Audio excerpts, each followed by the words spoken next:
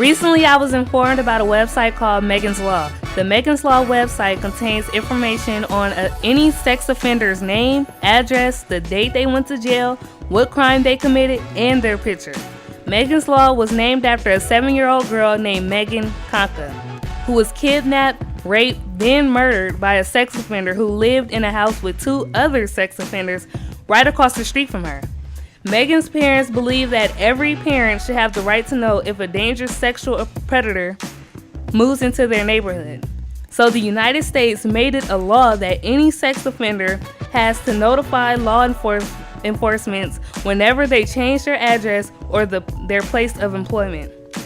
I was surprised that they would put this much information on that website.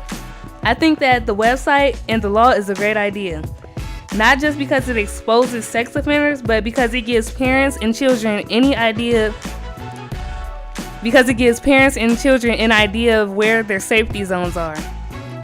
For example, if a parent is letting his or her child spend the night at a friend's house or even hang out in a different neighborhood, they will know which sex offenders are near that area or if there's any at all. Also, I don't feel like people should abuse the system either by constantly harassing and stalking the sex offenders. Recently, in Piedmont at Wildwood Elementary School, a sex offender moved in a house right across the street. Parents were frightened that their kids would be in danger, but law enforcement simply said there's nothing they can do about it. For such a strong protective law, why is it that some sex offenders can create loopholes to break the law without getting into any trouble? Laws were made to protect us from this, but now there is nothing they can do about it.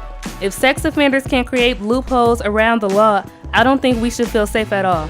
For Youth Radio, I'm Latajh Weaver. To hear this commentary and more, please visit our website at www.youthradio.org.